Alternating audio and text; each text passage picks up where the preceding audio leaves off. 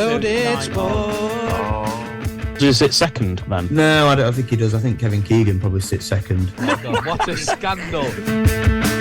Austin Eckler versus the Cards. Go and fuck the lot of you. I think Tom Naylor's going to be the nailed-on holding midfielder, so it's just who goes... Unbelievable. He's not even realised he said it. Hello and welcome to episode 60 of Loaded Sport. We are back 1 week only with 2 episodes in a week. The main reason being that this upcoming weekend, the return of domestic football in the UK is here. And later in the week for our usual Friday release, it will be a full house of us lads for the first time ever in Loaded Sport history, breaking down our predictions for the season ahead from the Premier League down to the National League, including cup competitions and the Champions League as well. So please make sure you join us on Friday and also through our social media channels, or even while you're watching the video on YouTube, drop your comments and thoughts and your own predictions as well. Joining me tonight to cover all other business outside of football are 2 lads that are going to have very good input, excuse me, in the sports that we will be covering. First of all, later on in the show, Aggy, you will be joining me to discuss the Belgium Grand Prix and also some thoughts and predictions for the second half of the season as we are now in the summer break. How are you, my friend? I'm good, mate. Thank you. Good to see a bit of a break and finally a couple of weeks where Max Verstappen isn't going to win a race. I think it's going to be the longest streak without him winning, isn't it? Yeah, it's a bit bad that when the only way we're confident that that's going to be happening is that there's no races taking place at all. But maybe, just maybe, you'll have a bolder prediction or 2 for us later on when we discuss the second half of the season. And certainly the man who is raring to go for this episode to get stuck into what was an action-packed weekend in the combat world. He was very excited during this preview, and now we are at the time to review it. And Kemp, I hope it lived up to the hype that you were hoping for and the potential. How are you and how was your weekend? Well, Mr. Dawson, man with the mic, I'm tired after a weekend of fights that absolutely blew my socks off. And if I had a head of hair before this weekend, it would all be completely gone by now, because that was an absolutely ridiculous weekend in combat sports. But I'm sure we will get to that in Kempy's Combat Corner. I'm good, thank you, mate. How are you? Yeah, I'm very well, mate. Thank you. It was a bit weird getting set up on a Monday evening, peek behind the curtain, as you always say. It's been a long while, hasn't it, since we've recorded at this time of the week. But it's good to see you. Sam will be back later on in the week to go through the football. But Kemp, you said it yourself, mate. It blew your socks off. You're still adjusting to the absolute killer sleep schedule that it puts you on a big fight weekend. But get stuck into it, mate. Talk us through Kempy's Combat Corner and what went off this weekend. Yeah, and you say they're still adjusting. I'm still adjusting to the fact that we live in a world where Terence Crawford absolutely destroyed and dismantled Errol Spence within 9 rounds. I didn't see it coming. The vast majority of the boxing public and fans didn't see it coming. But that's exactly what happened. And in combat sports, expect the unexpected. I didn't expect that to happen.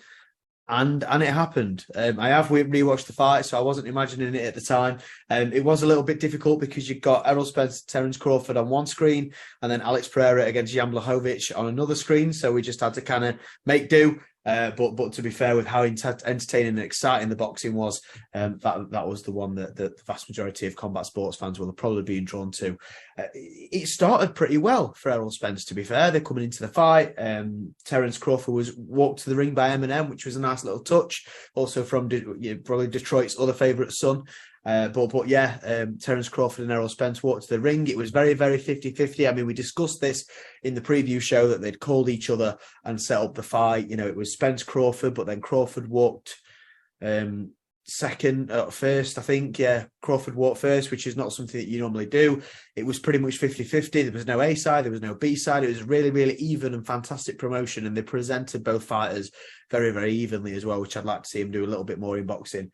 But you can't have everything. But what we did have was a pretty decent start by Errol Spence. He looked as though he was getting warmed up into the fight. He looked as though he was feeling a little bit comfortable. He didn't do too much damage. He didn't do too much to kind of knock Crawford off his stride, but he looked comfortable. And I thought it was the type of chess match that we were going to see throughout the entire event. Unfortunately, for Errol Spence, that didn't happen. Excuse me. 3rd round, I believe it was. Terence Crawford knocked Errol Spence to the canvas. It sort of started. It was the beginning of the end. It might sound ridiculous because he finished him in the 9th round, but you know, in the 2nd round, 3rd round, he really set the groundwork for what was to come. Just simple, smart, just standard boxing. Nothing that knocked your socks off, but the timing, the accuracy, the power was just perfect. Crawford is known for going through the gears. He's known for being a real switched on, powerful, but also controlled fighter. And his experience showed, his quality showed throughout the entire fight. He knows Errol Spence likes to get in tight. You know, I mentioned it on the preview. If Errol Spence can get in tight and turn it into a bit of a war, then who knows what was going to happen. And I think that was Errol Spence's chance to win the fight. But Terence Crawford didn't let it happen. And Errol Spence was coming on. He was coming on strong. He was getting down really low and throwing looping shots at times, which is very, very unlike Errol Spence. But Terence Crawford was so good, he was getting him out of his rhythm. And that's exactly what he did. He was lunging in, he was overcommitting, and Terence Crawford was punishing him. He's got one of the most punishing jabs I've seen in boxing for a long, long time, and following it with the straight left, the backhand, the straight right, the backhand, straight left, the backhand, southpaw. It was a bad night for Errol Spence, but an unbelievable night for Terence Crawford from pretty much round 2 onwards. Again, Errol Spence is the type of fighter that likes to go through the gears and can deal some really, big punishment. But Terence Crawford didn't let it happen. He just didn't let it affect him at all. He had a game plan. He stuck to it. He stayed in the outside of his range. He used his footwork. He was in. He was out. He was jabbing Spence. He was catching him off guard, catching him off balance. And honestly, like I say, I didn't see it coming. And very, very few people, very few fight fans, I'm sure, actually did see it coming. Again, it started okay. It was round 2. It was round 2 actually where Errol Spence went down, and after that it was just again domination from start to finish. And it was really, really strange to see that, because we got this fight and it was being built up like a nip and tuck fight. I compared it to Pacquiao Mayweather, and in the build-up a lot of people were talking about that. It's going to be a nip and tuck fight. It's going to be really close. It's going to be a technical masterclass. It's going to be a potential close decision. I had a few people who said that Terence Crawford would stop it, but not in the way that he did. Again, round 3, Spence landed a couple of good shots, but then Crawford took over, and that's what you tended to find. Spence would have moments, very, very brief moments, but then Crawford's speed, like I say, his size, his quality, it just took over completely. And yeah, he just had success again and again and again. In round 6, I think it was, or round 7,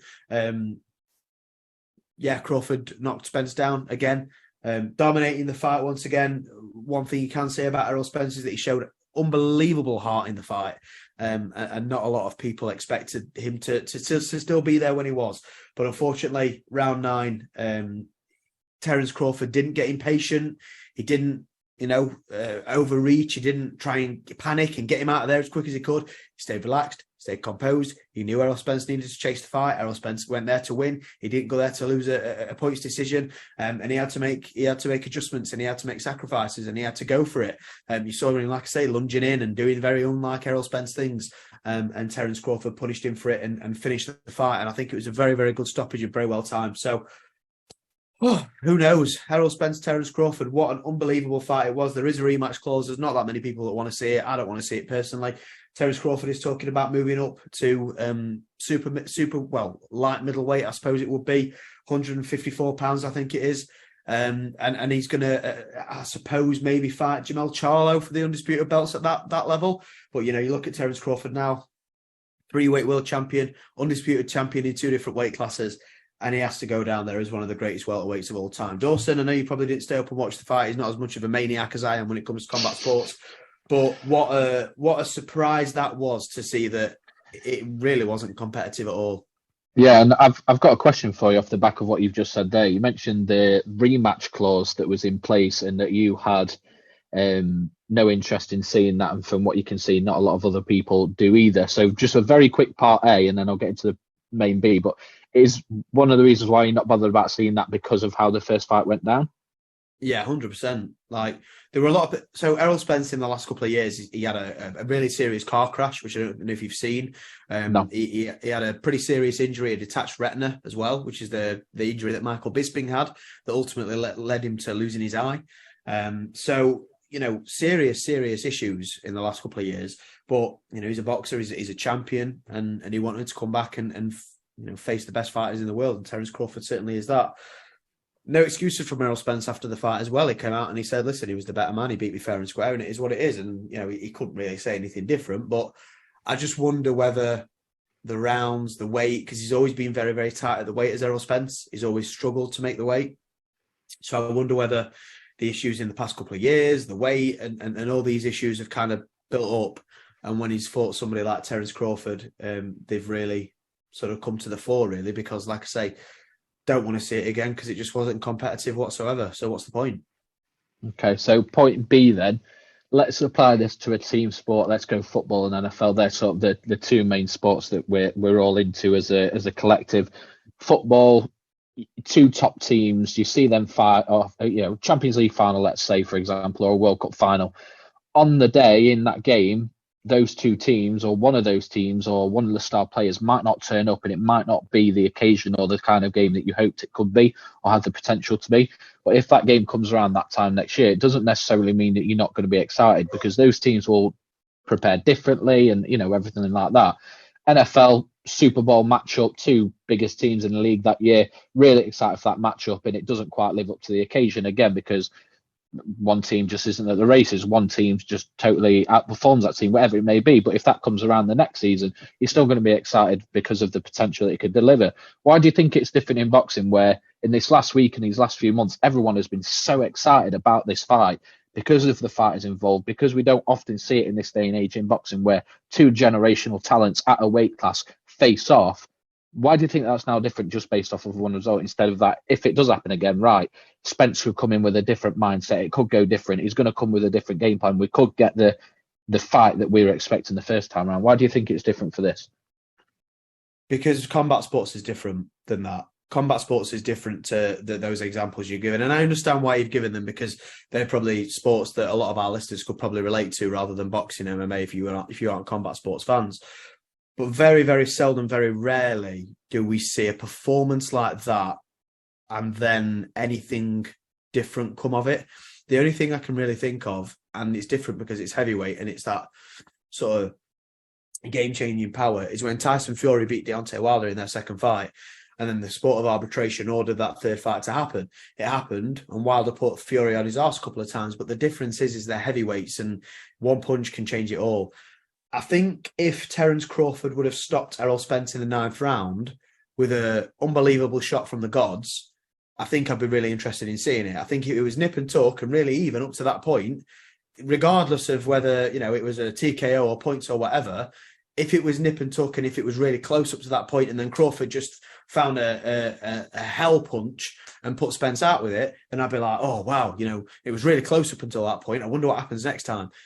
The difference in skill between the two on the night was fucking mental. It was literally like watching a pro boxer fight somebody that's never fought before. That's how big the gap was.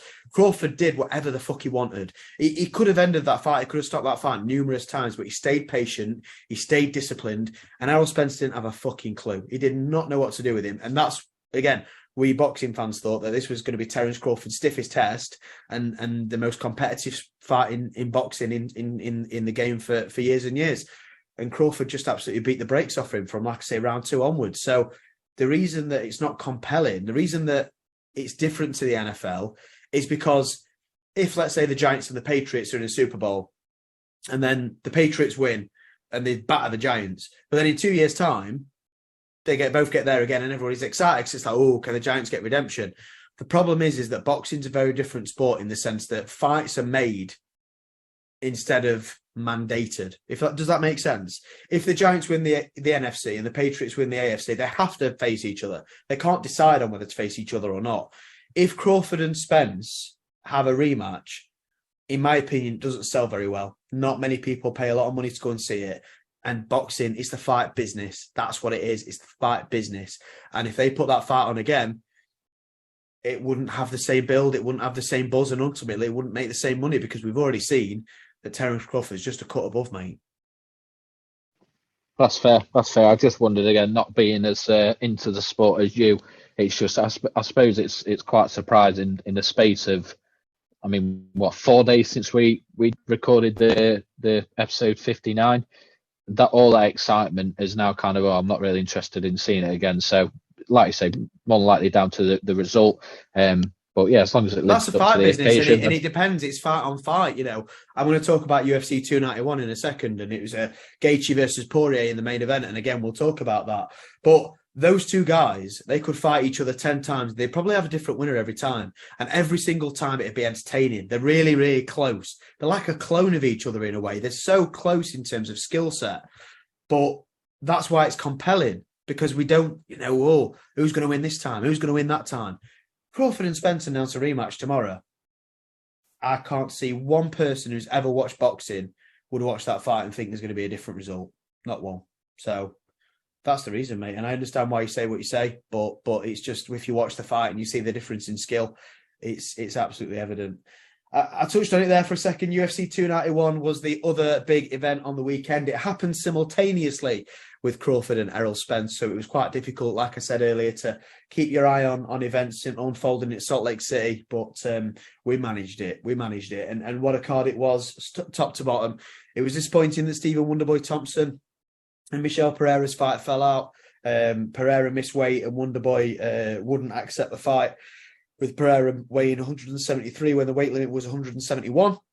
But that's Stephen Wonderboy Thompson's prerogative, and I understand why he did it. It's an inherently dangerous sport, and if you've got somebody that weighs in 2 or 3 pounds heavier than you, might not sound like a lot to the layman, but that is a lot in terms of what you step on the scales at in terms of hydration, etc., etc. So I understand that why that didn't happen. And just before we do move on to the other action on the night that actually did take place, Dawson, any thoughts on that? I've got a question for you, mate. So, and again, this is me being naive, but for the sake of conversation and content and education for me, most of all, and maybe one or two other listeners, but I did see a picture.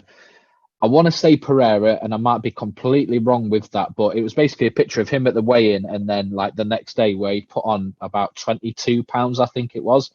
So it was Pereira, right? But a different Pereira. So, okay, Stephen Wonderboy Thompson was meant to be fighting Michel Pereira.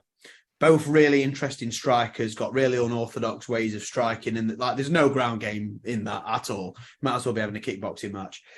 Michel Pereira missed weight by 2 pounds. Yeah. So he got on the scales, missed weight, and the UFC said to Stephen Wonderboy Thompson, we're going to take some of his purse off him if you want to still fight him.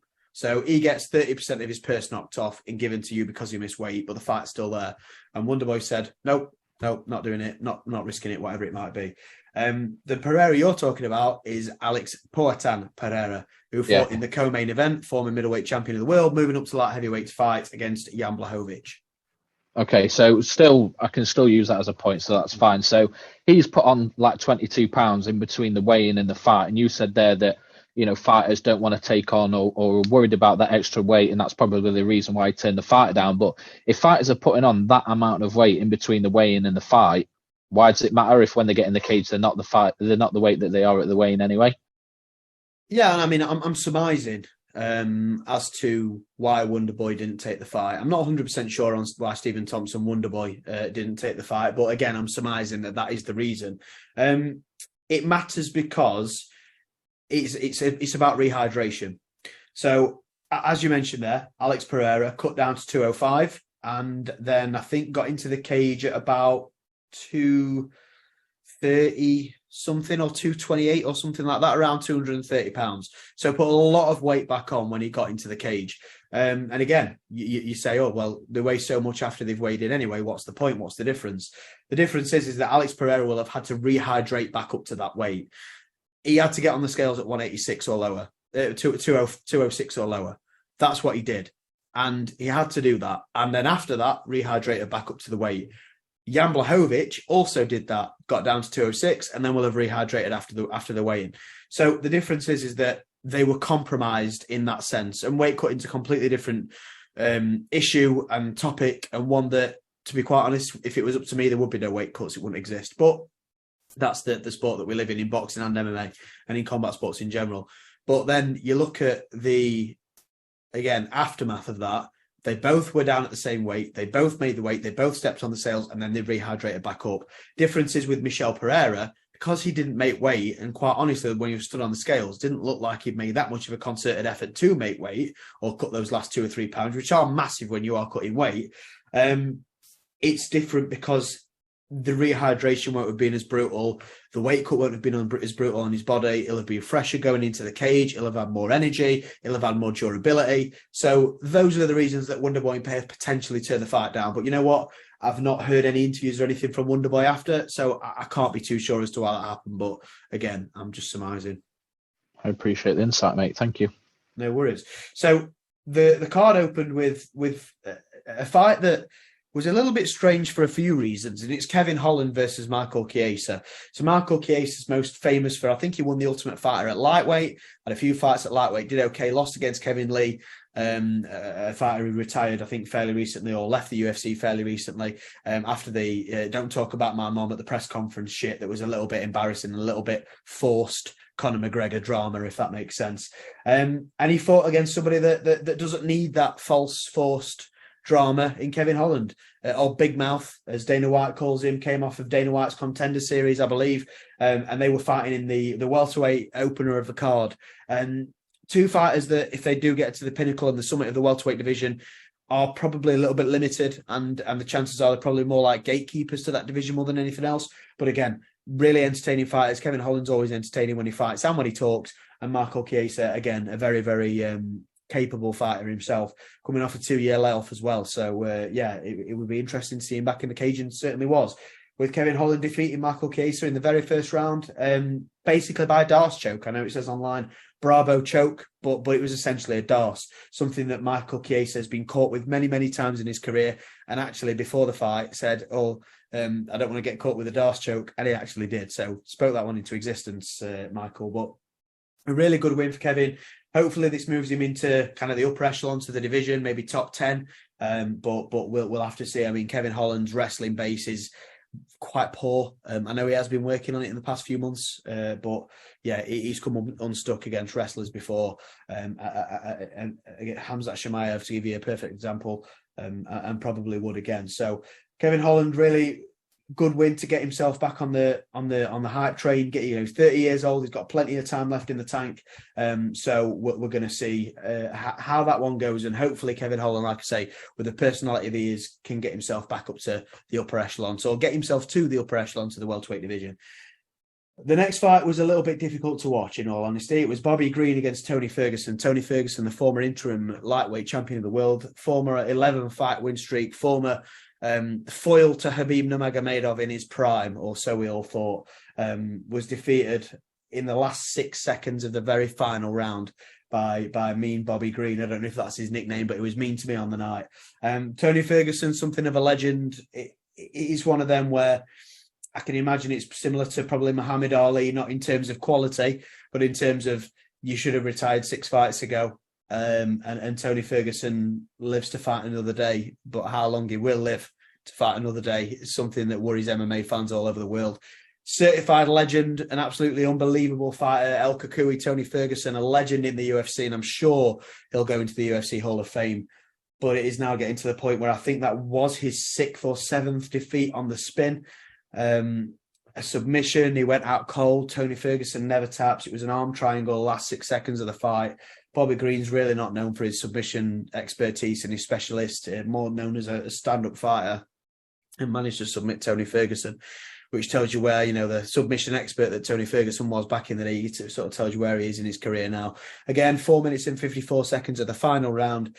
It didn't really have anything left. He looked old, he looked slow, he looked like he didn't really have any ideas. He was talking before the fight about 5 fights and a title.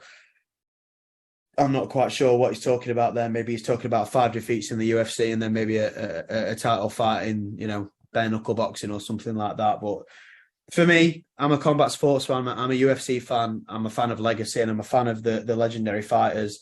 And Tony Ferguson, I think it is now best time that he does retire. I'm sure a lot of people do think the same, but Tony Ferguson, the type of guy he is, came out after the fight and said, I got eye poked. It ruined me, and I'd have beat him if it weren't for that. So maybe in denial a little bit, I'm not sure, but all the best to Tony Ferguson, and I hope he does make the right decision for his family and for everybody involved. The next fight literally knocked my socks off at the time. I could not believe what I was seeing. Derek Lewis didn't even know what he was doing in there as well. Dawson, you've probably seen this. Yeah, you're doing the cross chops on camera. I honestly nearly cried with laughter when I saw Derek Lewis do that. When I saw him do the interview, when I saw him take his shorts off and swing them round his head.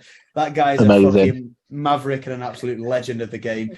33 seconds into the fight, stops Marcos Rodrigo de Lima by punches, but it was the first 5 or 6 seconds of the fight when Derek Lewis charged across the cage, landed a Jorge Masvidal-esque flying knee, and dropped De Lima to the canvas, and followed it up by a flurry of punches, and then ended this fight by taking his shorts off, doing the cross chop, frying his shorts over his head and running around the cage like an absolute madman.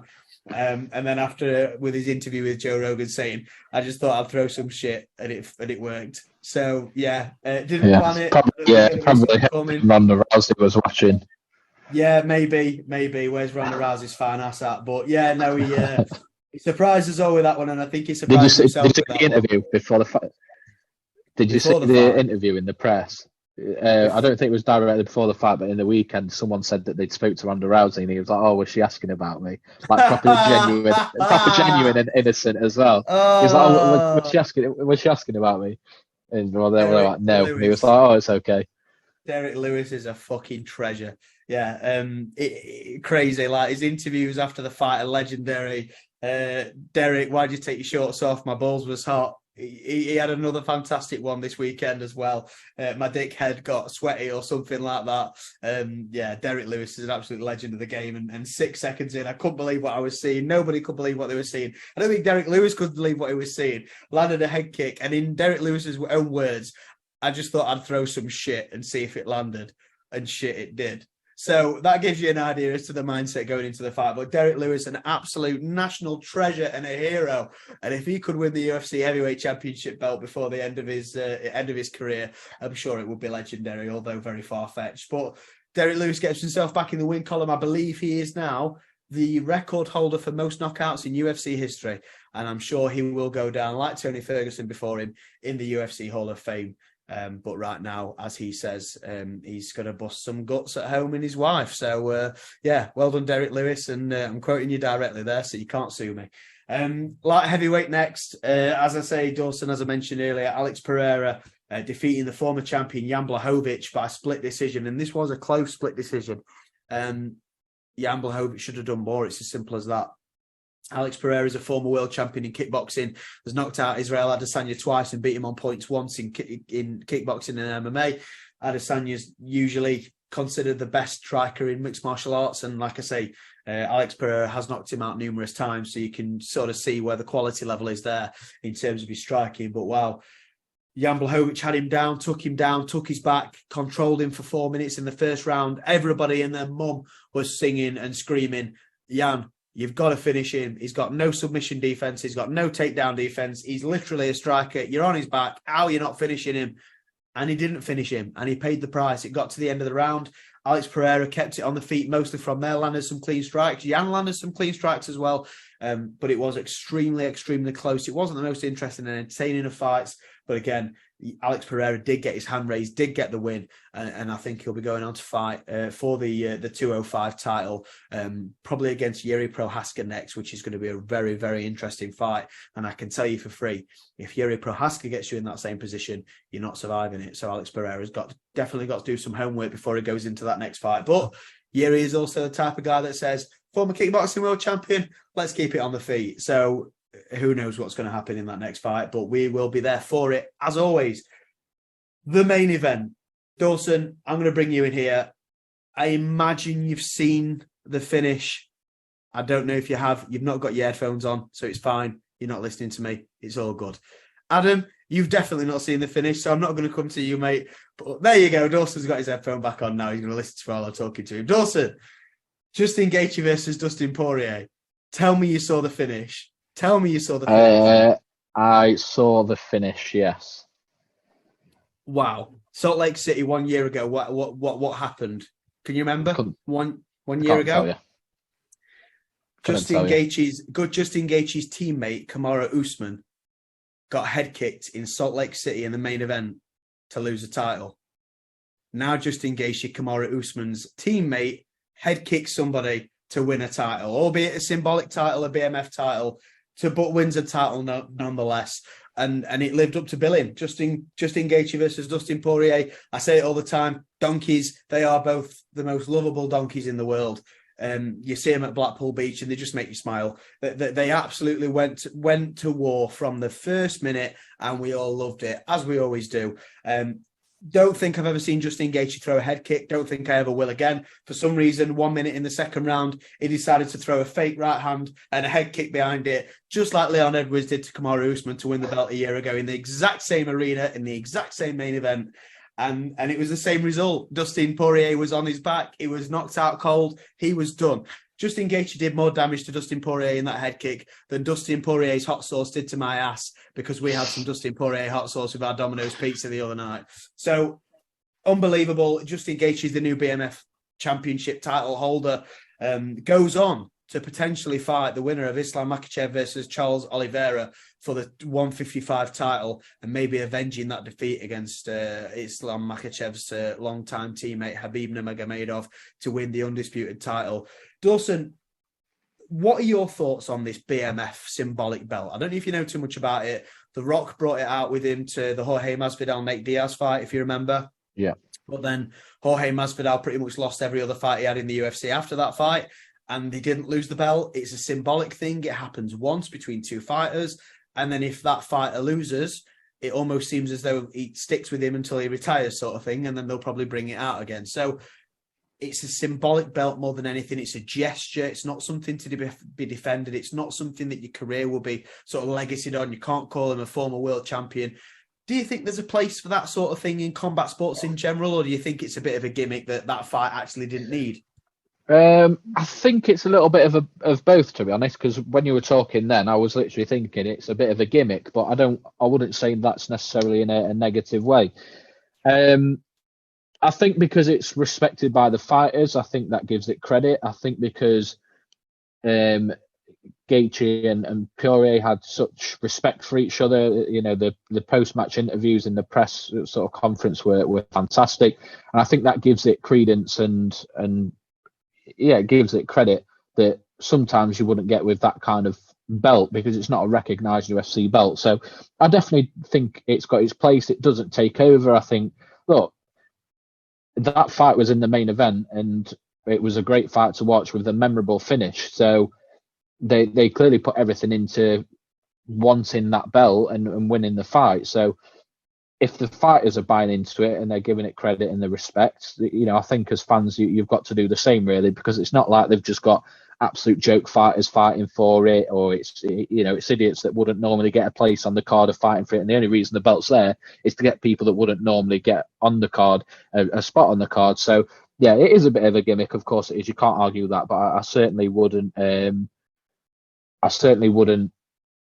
Say that that's a negative thing. I do think it's got its place. And as you, as a UFC fan that's watching the fights, do you agree with that, or have you got a different opinion?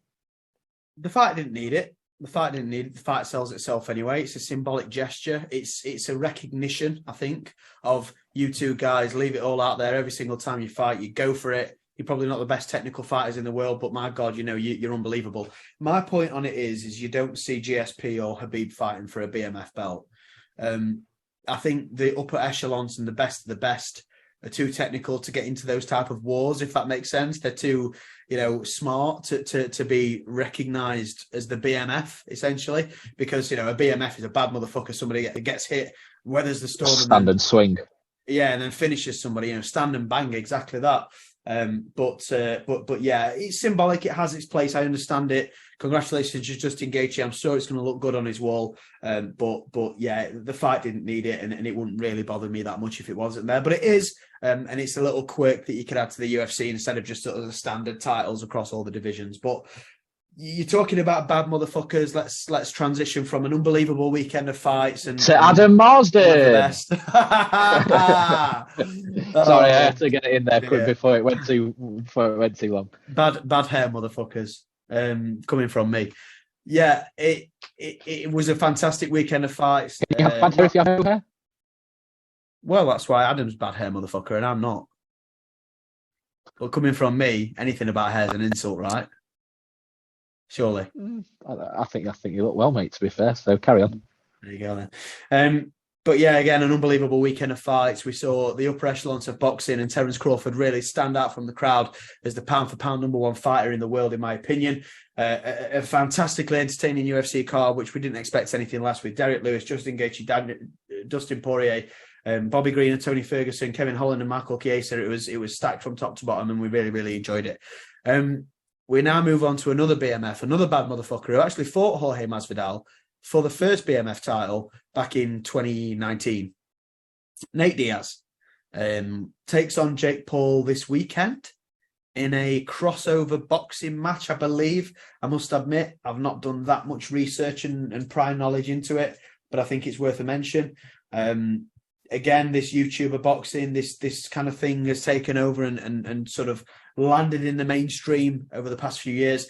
I must admit, this is not really one that's caught my imagination. I think Nate Diaz is a legend of the sport, a legend of the game, and I think if he can weather Jake Paul's storm, and if he can weather the shots that he's going to land in the first few rounds, then he might gas Jake Paul out, because his gas tank's like nothing I've ever seen. You know, he don't warm up until 4th or 5th round in MMA, so probably won't warm up until 7th round or 8th round in boxing, but there you go. But yeah, it's just he doesn't seem to be promoted that well, doesn't seem to be that well sponsored and publicized, I guess. But nonetheless, it will be an interesting prospect, I suppose, in some people's eyes. But in mine, I must admit, I had a late weekend this last weekend, so I will be watching it probably in the morning after everybody's fawned over it the night before, or whatever happened has happened the night before. I'm going to go with Jake Paul on this one. Nate Diaz is striking, while it is a whirlwind and it's non-stop and it's progressive in MMA. In boxing, it's a very, very different thing. It's Queensberry rules. It's literally just hands. Nate Diaz is a black belt in jiu-jitsu. He's got, fantastic ground game. His hands are great. His endurance is fantastic, but I don't think that's going to be quite enough. And I don't think Jake Paul will knock him out, but I think Jake Paul could catch him with a really big shot, stumble him. Referee could be really eager to wave it off. Another thing that concerns me as well is the thing that stopped the BMF fight between Jorge Masvidal and Nate Diaz, in that Nate Diaz, because he's took so much punishment and had so many fights over the years, he's got scar tissue all over his face. So as soon as sort of anything happens to Nate Diaz, if he gets a big blow to the face, he will start bleeding instantly. It's just something that happens every single time. The scar tissue is that intense that it just takes nothing to make Nate Diaz bleed. Ric Flair's ideal opponent, blade Nate Diaz, no problem. But I think that's going to be a downfall, and I think Jake Paul will probably catch him with a couple of clean shots. I think Nate Diaz will bleed. I think the blood will be running into his eye. Nate Diaz will absolutely want to continue fighting, but I think, unfortunately, the referees or whoever's doing it won't know Nate Diaz, won't know that that's something that he's had to contend with before. They'll treat him like every other fighter, and there's merits to that as well, but I think they'll stop the fight, and I think it will be all over. I think fairly early on as well. I did say 3rd round earlier in the chat. I think I'm going to probably say 4th or 5th round, Jake Paul gets a stoppage win.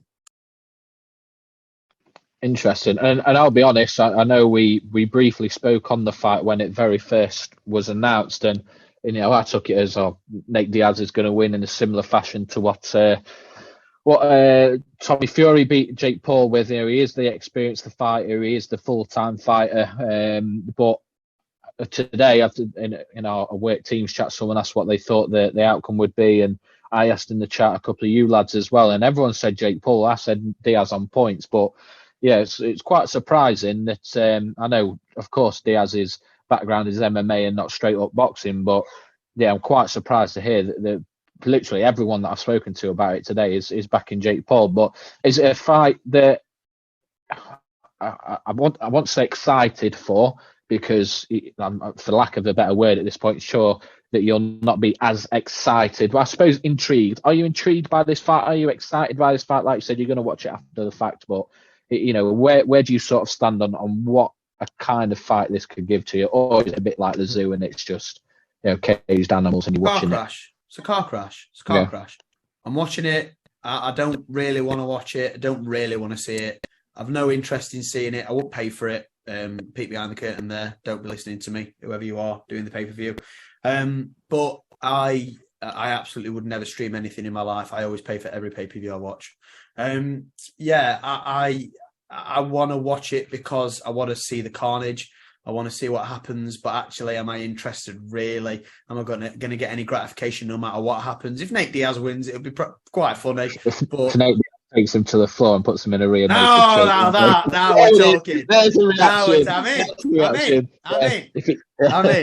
I'm in. No, in all seriousness, again, it's a car crash. I'll watch it. I won't be that interested. We'll see what happens, but I'll be watching it with a coffee on Sunday morning rather than watching it 4 Red Bulls, 13 packets of Haribo and 4 bottles of Dustin Poirier's hot sauce later, where I don't know whether to cry or shit through Naira Needle. So I'll be in a lot, or both at the same time. I'll be in a much better position when I'm watching this fight than I was on Saturday night. But there you go. Nice little bacon butty with your feet up sounds very sensible of you, but we'll see. But Kemp, is that everything for Kempy's Combat Corner this week, or is there anything else that you want to close off on before we get stuck into the rest of the business? That's it for Kempy's Combat Corner this week. Like I said, an unbelievable weekend of fights, and this is why we love the fight game. Here we go, baby. Let's move on to the next one. Let's go. And Kempy's Combat Corner will be back next week in episode 62.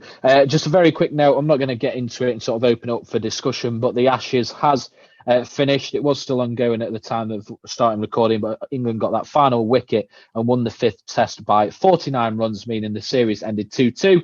And with it being a draw, Australia retained. We spoke enough last week about our thoughts on that and the disappointment of how the 4th test ended.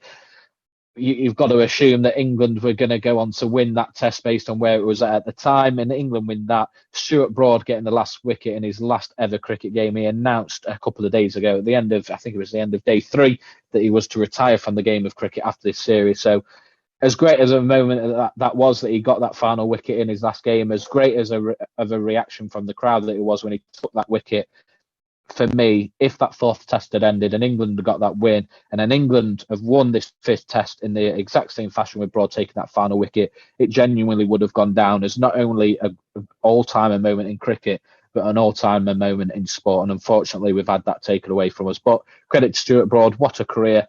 Some highs, 8 for 15 against Sri Lanka, phenomenal. Some lows, getting hit for 6 sixes against India in one-day cricket many moons ago as well. But a career that will be remembered for a lifetime and more with what he's done for England. So happy retirement to Stuart Broad. And we'll end cricket on that for what will probably be quite a while. But I've enjoyed it. Just disappointed it had to end the way that it did last week in the 4th test. So, final sport to discuss this week before we break off, and fans can have a little bit of a rest ready for the bumper football episode later in the week. And Aggie, I'm going to come to you for this one, mate. It is Formula 1. Belgium Grand Prix this weekend taking place. Unfortunately, we did get the usual, despite Max getting a 5-place grid penalty and having to start in 6th. But talk us through the race, and then we'll get stuck into what we think might happen or could happen on the other side of the summer break.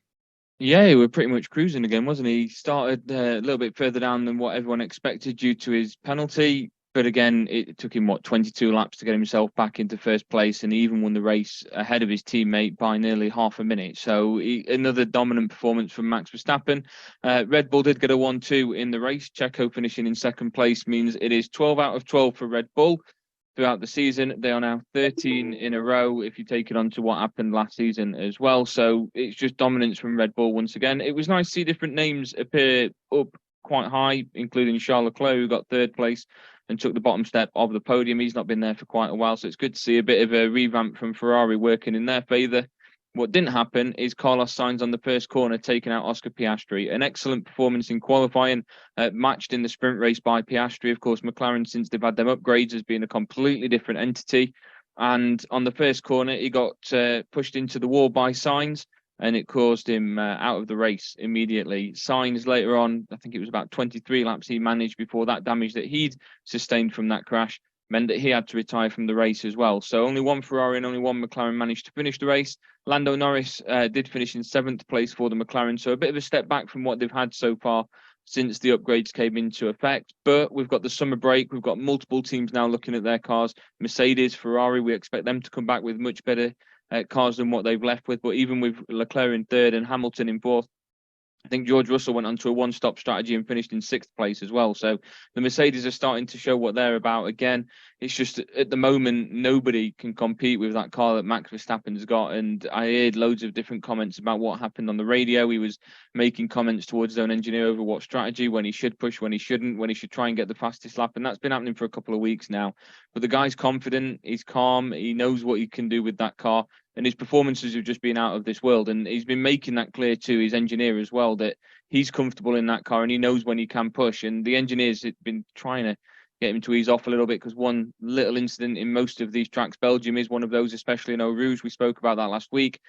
It could really end your race, just one little incident like that. And they're worried about that happening for Max Verstappen, because that could be the start of a downward spiral, opens the door for Perez, opens the door for other drivers to try and push. And whilst you've got Mercedes and McLaren starting to improve their cars, whilst they are still somewhat off Red Bull, all it takes is those little knocks and disappearances from top spot, and you could be looking at a bit more of a competitive race and competition in the second half of the season.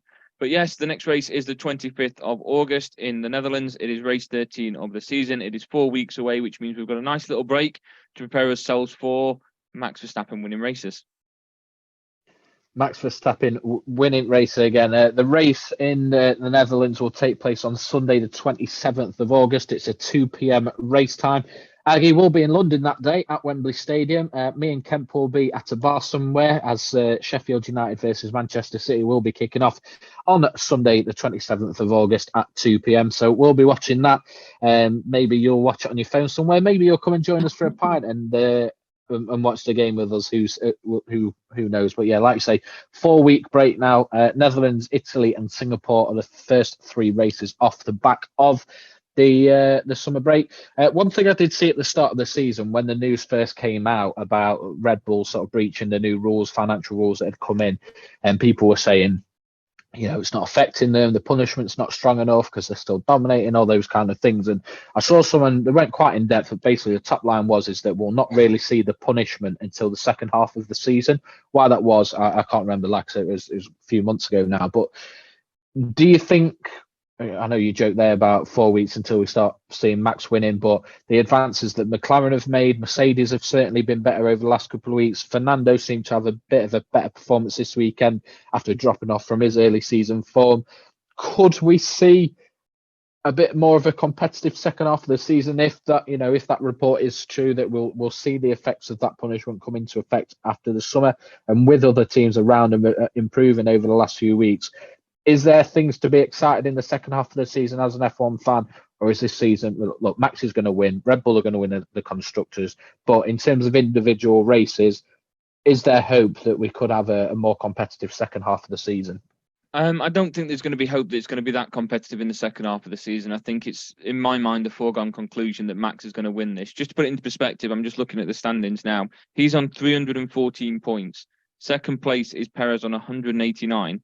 Then you've got Alonso on 149. Alonso is third place, and he's not appeared on the podium for the last 4 weeks. So it just shows how far ahead he was at the time that his downfall started. And then you've got other drivers still performing like Max and like Perez, performing very confidently at the top. So I think no matter what happens with other cars' upgrades, Max will still stay ahead, stay dominant in the second half of this season. I think it was more that when they breached those, Red Bull had already got a very strong car, and they didn't need to worry about updating their car this season. So I think it goes back to the point that Lewis Hamilton made of you need to set a deadline of when teams can start working on their cars for the next season, because Red Bull have already got an extremely competitive car this season. It's head and shoulders above everybody else. So they can already look at next season. So they think that the second half of the season is going to be where all teams have worked on theirs. They've got these performances back up to scratch and can be competitive with Red Bull. And Red Bull haven't changed theirs at all. They're already focusing on next year. So people have had that chance to catch up. I don't think. Can I just chuck a very quick counter argument there? You say that Red Bull can get started because they're so competitive. On the flip side of that, could teams not get started early because they think, Red Bull are miles ahead, we've no hope of winning the title or the Constructors, let's get started early so we're ready to be a bit more competitive next year? Yeah, absolutely. And I think what some teams look at from that is the finances. I mean, not everybody's got the money that Red Bull have got, so they've not got that money to be able to spend on building their car and preparing the car for next season. And obviously, Red Bull have already gone above what they were allowed to spend, and that's been penalised in however the FIA thought it was suitable. So yeah, people can start whenever they want, but the amount of money that you get between finishing second in the Constructors' Championship, third, fourth, etc., is such a huge amount that why would you stop focusing on this year's car? If you've got a realistic chance of finishing higher up in the Constructors, albeit not first, why wouldn't you put that effort in to make sure that you've got more money to back your car for next season? This summer little break is where you'll see the likes of Mercedes and Ferrari with their experience really take the cars to the next level. McLaren have done that over the last couple of weeks, and we've seen massive improvements from both Piastri and Lando Norris on the track. So I think with this little break, McLaren will go back to working on it. And when it comes back, we'll see probably a little bit more of a 3-horse race between Ferrari, Mercedes and McLaren for, third and fourth on the grid. I think whatever Red Bull have done, whether it's part of the financial breach or not, is unbelievable. To get a car that is that far ahead and to have somebody like Max Verstappen doing that for them. I say it a lot of it's got to come down to driver talent, because if the car is that good, why is Perez not also 22 seconds ahead of third place? So Max has beat Checo by 22 seconds. Checo hasn't qualified for, the shootout session for, 3-4 weeks. He's been struggling. So I think a lot of it's got to come down to driver talent, and you've got to give a lot of that credit to Max Verstappen. I know I don't like Lewis Hamilton, but I've given him a lot of credit over the years for how he's performed in that Mercedes car. So I think a lot of it's got to go down to driver talent as well. Yeah, of course. And look, we can all speculate and give theories on what we think could happen to make the sport more even, but it's not just a case of chuck them in a car. The car is the car based on the work. It's measured to the driver, so it's not as easy as that with the amount of money that goes into building one car, let alone 22 others as a special event. So it's tough. I'm hoping for a more competitive second half of the season. I think McLaren are going to have massive hope and excitement going into that with the improvement over the last few weeks, and certainly looks like they're there to stay now. I know the big question I asked you off the back of that first race where they were pushing for podium was it a one-off, or is there hope for them for the rest of the season? And it seems like your answer of no, it seems like they've turned a corner is absolutely right. So really good to see. It's just a shame that we're not seeing that competitiveness for that first spot. It's second to fifth, sixth really at the moment, which is fine. But ultimately, when you know who's going to win and who's going to win the championship, it kind of takes the shine off of everything else that's going on the track. Is what it is. But we'll be back in 4 weeks to discuss our thoughts on the Netherlands, maybe news between now and then on what teams have done and all that kind of stuff. Maybe a driver change or two. Look, this is the time of year where we tend to see a couple of driver changes, so you never know. The 22 drivers that were on track, or the 20 drivers, that were on track this past weekend might not be the same drivers that are setting up in the Netherlands. So it'd be interesting to see if there are any changes between now and then. But is there anyone? I've not seen any reports, but have you seen any sort of reports or rumours who could potentially be at threat of losing their seat, or does it look quite comfortable for everyone as it stands? I think it looks quite comfortable for everyone. It's always tough when you've got somebody that's so far ahead like Red Bull are to really look at your car and think we are so far behind certain teams and we should be performing much better. You've got your likes of Haas that have really improved over the last year or so. Williams have been doing the exact same. I think they're fighting for points on a more than regular basis at the moment. So you've got them sort of teams that are starting to pick up little bits. I think the decision to bring in Ricciardo was, I think, quite a knee-jerk one, but at the same time, I'm behind it because I like Daniel Ricciardo and I think he's a great person to have on the grid, and he's been badly missed over these last the season so far. So I think we're looking at the same lineup when it comes in, but who knows? We've got 4 weeks where anything can happen off track. Any decisions can be made, and the only two people that I thought was set to be without a seat both have a seat now, and that's Daniel Ricciardo and Nico Hülkenberg. So they're both on the track at the moment. So I'm not going to argue with that. No reason to argue with that either. I've said it every time he's come up, but the sport is better for having Daniel Ricciardo on the grid. So I'm fully with you there. That's everything. Is there anything that you do, a bold prediction maybe, or anything that you thought you want to stick your name to as a prediction for the second half of the season? Or are you Mr. Glum like me of nothing's going to change, so what's the point? I'm going to say McLaren takes second. I think we finished the best of the rest. I think with the upgrades. Is that for the whole season, or is that from the return up until the end?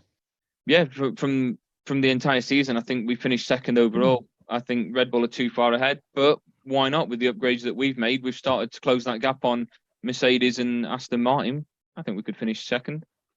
Very bold prediction indeed. Kemp, do you want to put your name to anything when it comes to the Formula One world, mate? You've got a grin on your face, so what have you prepped for us? Nigel Mansell to return and win the Drivers' Championship. I'm feeling it. I've got a moustache on its way for August for different reasons, but the man with the moustache, Nigel Mansell, will return to F1, the Brummie hero himself, and beat all the odds from undesirable to undeniable. Well, I'll tell you what, mate. Normally we'd go to Sky Bet for one of those, but I'll give you $1 million to one myself for that one. So if you want to stick a quid on it, mate, I'll somehow find a way to pay out if somehow that comes in. It's indeed. You spoke about the moustache there, mate, and we spoke about it in 4 weeks' time. Speaking about F1 again, can't wait to see what that moustache is looking like in 4 weeks, ready for Wembley. But we'll get stuck into that at the time. But lads, that's everything for episode 60. A nice quick one of any other and every other bit of business before we get stuck into football. I'm really excited for episode 61. Can't wait to hear what your predictions are for the season, both predictable predictions and bold ones too.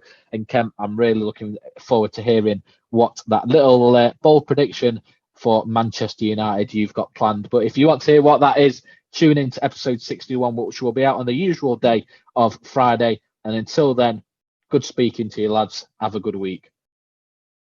Peace.